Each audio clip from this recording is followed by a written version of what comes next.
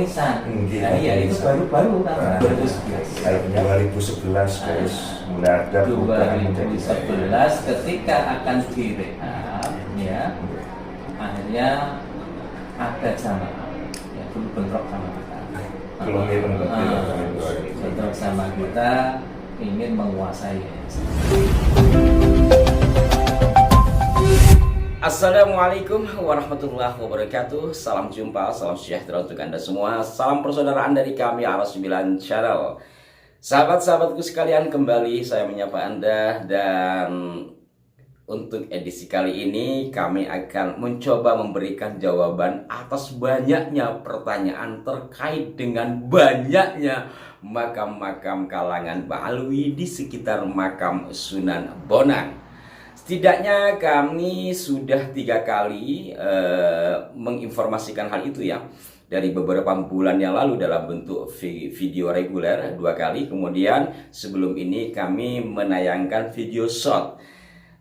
Sebenarnya intinya dalam video short itu adalah Kiai Haji Maulidin Usman Al-Bantani beserta rombongan alhamdulillah diperkenankan untuk masuk ke dalam cungkup makam Sunan Bonang. Karena pusara Sunan Bonang itu berada dalam cungkup khusus, sehingga yang bisa masuk biasanya ya orang-orang khusus, entah itu keluarga atau mungkin yang standar khusus lah. Ketika akan memasuki lokasi cungkup itu kan melintasi pemakaman, tampaklah di situ nisan-nisan para habaib. Nah, di sini dari sejak mula kami menayangkan hal tersebut, banyak yang menanyakan seperti apa kronologinya. Padahal di situ kan ada pengurusnya. Ada juga yang mengatakan bahwa itu kan bagian dari situs cagar budaya. Bagaimana dengan pemerintah yang mengurusi hal itu? Dan juga ada yang entah berapa kali saya perhatikan yang meminta kami agar menanyakan langsung sama pengurus makam, atau tidak juru kunci lah gitu ya istilah umumnya, agar tidak jadi fitnah. Di sini saya disclaimer ya, bahwa hal ini kami hanya menginformasikan, belum pada tahapan investigasi. Kami menginformasikan hal ini sesuai dengan yang ada di lokasi.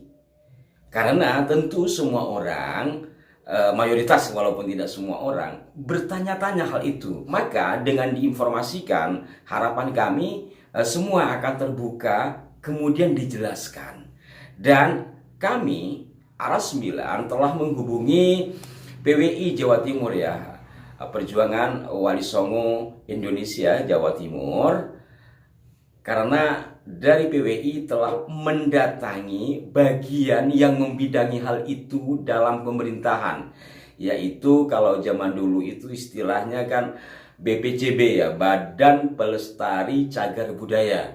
Sekarang istilahnya berubah menjadi Badan Pemeliharaan Kebudayaan atau BPK 11. 11 ini menunjukkan wilayah, yakni Jawa Timur. Jadi Kiai Zabidi beserta sahabat-sahabat dari PWI Jawa Timur telah menanyakan hal itu kepada BPK 11. Namun sejauh yang kami terima informasinya, nampaknya juga belum saatnya untuk kami informasikan, karena masih belum ada jawaban yang tegas lah, gampangannya seperti itu. Namun alhamdulillah sahabat-sahabatku sekalian, dengan kehadiran Kiai Haji Maulidin Usman Al-Bantani dan rombongan dalam rangka pengajian di Tuban, yang kemudian beliau ziarah ke makam Sunan Bonang, kemudian juga berkesempatan untuk sowanlah ke Yayasan Sunan Bonang. Dan disinilah terdapat penjelasan dari seorang kiai yang merupakan pengurus dari Yayasan Sunan Bonang tersebut. Walau demikian, saya garis bawahi sebagaimana beliau katakan, penyampaian beliau ini, kalau tidak salah namanya Gus Dayat ya, Gus Dayat, ini bukan atas nama yayasan. Jadi beliau menyampaikan sesuai dengan yang beliau ketahui, setidaknya rangkaian peristiwa itu dari 2011. Kenapa kemudian banyak nisan-nisan yang bernamakan habaib tersebut? Saya itu dulu nginep di Mbah Bonang tahun 1996, itu kurang lebih hampir 1 bulan. Nginep di sini karena saya dulu sartapa, saya sarapa ketika tahun sebelumnya. SAG itu nggak ada yang namanya Abdurrahman Al-Kaf, nggak ada Husain Al-Habsyi. Tapi kemarin sebelum Ramadan saya kesini dengan orang Tasik, tulisannya banyak yang tiba-tiba jadi batal. Nah ini tadi saya nyorot sudah masuk. Itu nyuwun baginah mau itu cerita pripun ceritanya bagaimana. Jadi ya saya tidak mewakili. Mungkin bosan ngobrol ringan mawon ini ngobrol ringan. Ya yang inilah yang pernah di sini dan orang-orang tahu masyarakat di sini. Jadi dulu orang-orang Arab itu ngajinya di tempat saya, di Abah saya. Kamu itu kan mulai pertama 76 sampai tahun 97. Kamu itu kan pasal. Enggak salah besok itu kasih apa jenengan. Di orang-orang sini Arab itu ngaji di tempat. Apa jenengan. Sekarang sebenarnya saya tanya sih ya sama. Dipun kapul 97 atau berarti dipun gantosi. Ya saya pulang pondok. Oh gantosi apa langsung jenengan? Cuman ya dari bungkus. Itu di sini itu ya memang ada, cuman dulu tidak begitu viral masalah ini apa halal gitu. Ya ada sih marga itu ada, cuman tidak begitu. Kalau tambah pingsan. Oh nisan, nah, iya itu baru kan. Oke. Artinya bahwa 95 ketika saya besok nggak melihat ada nama-nama. Jadi dulu namanya juga biasa gitu, biasa, nggak ada Al-Habsyi, nggak ada ya. Biasa namanya ya. Kisaran perubahan itu tertuang nama tadi aku lihat ada Abdurrahman Al-Kaf. Itu tahun 2011. Baik, 2011 terus mulai ada perubahan. 2011 ketika akan direhab, ya akhirnya ada jamaah, ya dulu bentrok sama kita. Belum Bentrok sama kita ingin menguasai yayasan. Ada yang dari Jakarta itu yang mau mendatangkan jenderal juga, atau kita sudah bentrok sama terutama sama saya sendiri lah dulu itu pada waktu itu. Akhirnya kita sudahlah kita damai. Nah, damai itu hanya dibiarkan makam yang kita, yang sebenarnya makam yang lama itu kan cuma bentuk lama itu.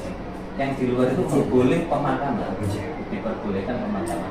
Dan banyak kan itu sebenarnya BPCB itu yang tidak jeli. Kita itu kan hanya mengelola apa pemanfaatan istilahnya. Yayasan itu pemanfaatan. Mestinya nisan-nisan yang lama, yang batu-batu itu, besar-besar itu banyak yang diambil, diganti pada waktu itu. Dan itu masyarakat yang dan ada klaim dari sepihak kalau sudah keluarganya ada satu di situ ditambah akhirnya menjadi baik. Nah ketika 2011 kita ingin memperlebar cukup ya, akhirnya ya, termasuk itu akhirnya kita berdamai, kita buatkan ini apa nisan-nisan dan nama-nama itu dari mereka, dari ahli kuburnya itu. Kita hanya membuat nisan, ini namanya siapa nanti kita tuliskan, dan termasuk mereka tidak mau sebenarnya di langit gitu ya. Mereka itu secara person atau kolektif personal. Iya, memang ada yang pentolannya yang tetap pentolannya paling korek pentolannya yang memang jadi riwayatnya itu kan dulu ada perebutan. Nanti kok pulang bilang sini kok pulang 2004 itu. Di boten namun Iqbar mawon, Mbak. Jadi karena memang di luar itu memang GGR sudah sangat brutal. Bahkan kita punya tim terjun ke sini 12 orang, mungkin tanpa sepengetahuan jenengan itu ngantos ulin terus. Memang dan saya foto per satu-satunya saya punya. Itu mestinya kewenangan BPK bisa. Kita kan hanya memanfaatkan. Mereka memakamkan itu tidak pengetahuan kita. Yayasan nggak tahu mau makamkan itu biasanya personal orang-orang tertentu yang menunjukkan ini sini kosong, sini kosong. Belum ke arah. Cuma lek kula niku lek kula di Ngapura rotok sudah itu bukan pemakaman baru, jadi nisan-nisan lama yang memang bila sumi kemudian sumi yang awalnya memang tanpa nama kemudian tiba-tiba dikasih nama. Data itu kemarin saya tanyakan di Haji Hamdan Ya, Pak Hamdani yang lebih tahu. Itu soalnya proyeknya yang garap Pak Hamdani. Ya. katanya Heeh. dia belum sampai detail kata kata masuk tahun 9 ya berarti 9 ada waktu perubahan. Dulu ada makam lalu di sebelah utaranya Cungkup itu yang rumah yang sekitar 1.800 ini yang rumahnya sini ini sebelah baratnya makam ini.